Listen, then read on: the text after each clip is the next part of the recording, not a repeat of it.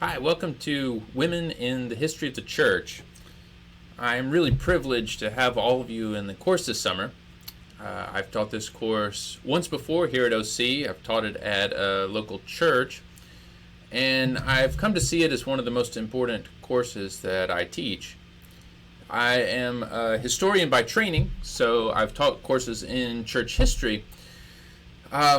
I'm not a feminist historian by training, so in some ways this is new territory, but I have a vested interest in this topic, and the reason I think that it's so important is I've seen so many women who struggle to know what God is calling them to, what they're allowed to do, and I believe this study of the history of the church opens up our imagination to see the many ways that women have contributed to the mission of God over the centuries.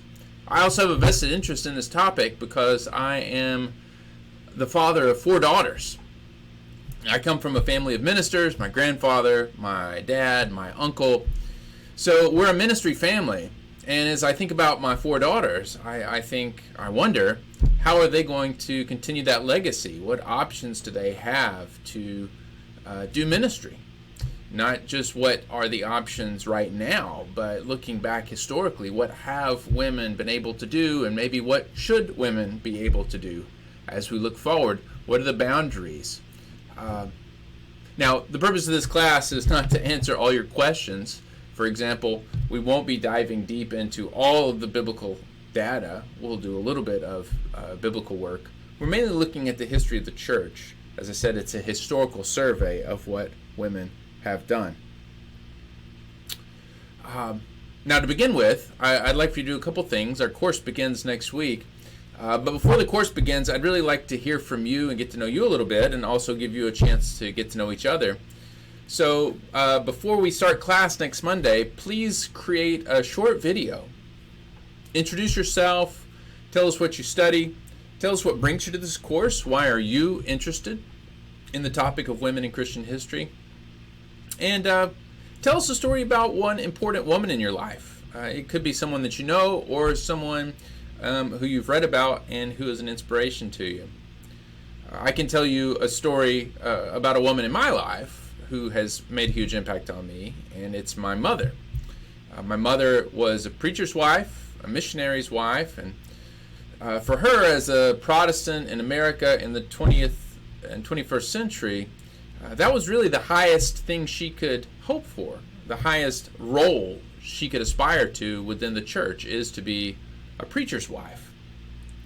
Now, in this course, we're going to see the role of wife and mother, and that remained a privileged position for women throughout Christian history.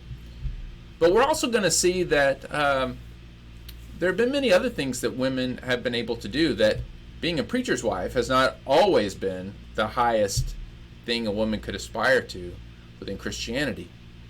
We'll see that outside of family responsibilities, like wife and mother, that women occupied leadership positions as apostles, as prophets, as evangelists. We'll see some special roles for women in the history of the church, like the office of the widow and the deaconess. We'll see women who were leaders in religious circles. We'll see Christian women who were leaders in political circles as queens and empresses and other lofty positions. So in this course, we'll look at women in 3 ways.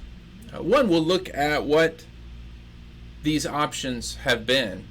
What have women been able to do in the history of the church? What have they done? And what's the historical context that allowed for that? Secondly, we'll look at what the church has said about women. And this is often the institutional church, which is often a male voice. So we're going to see women's empowerment, and we're going to also see women's oppression, women's subordination. And the history of the church is a history of both empowerment and oppression. Along the way, we'll also look at the lives of some extraordinary women. Sometimes women that really embody a particular role of an evangelist, a prophet, a teacher, a mother, an empress. One of the things that you'll do for the course is to create some short biographical videos. So as you're doing your reading and your research for each of the major periods, early, middle, and modern, you'll identify a woman who stands out to you, and you'll create a short video bio of this woman and share it with the class. That's one of our assignments. Now, my guess is a lot of the women who you're going to learn about this semester you're not familiar with. You haven't heard these names. Probably most of you have heard church history from a male-dominated perspective. That's how it's mostly taught. That's how most of the books have been written. Most of you have probably also read the Bible from a male-dominated perspective. Again, that's been the norm for much of Christian history. But when we open up a little bit to take in the feminist perspective, when we open our eyes to look for where the women are, we begin to see many new things. For example, we'll see where women have intentionally been erased from history in mistranslations of the Bible,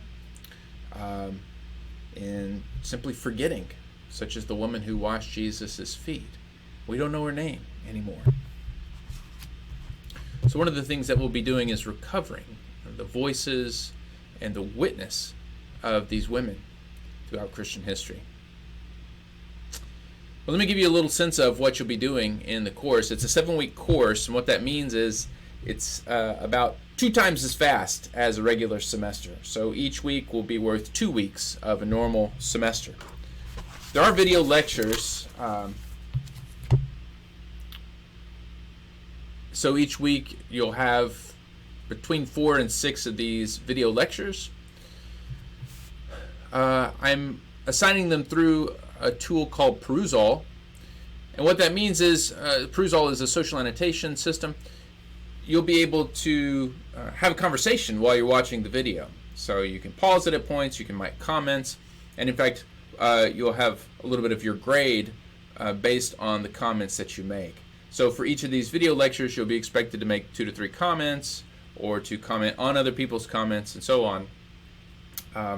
This gives us a little bit of a sense of a conversation. You'll be doing the same for the primary text readings, and you'll have several of these each week as well.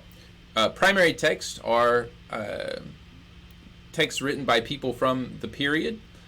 As often as possible, they're texts written by women from the period. Not always, but whenever we can. These will also be routed through Perusall, and so you will annotate those readings, and that'll be a little piece of your grade as well. In addition to the lectures and the primary source readings, throughout the course you'll be reading this as a textbook, Daughters of the Church. It's a little bit of an older book. I give you a bibliography there on the week 0 folder, so you can see there's a lot of contemporary books that are really good. But I've chosen this one because it's fairly comprehensive, and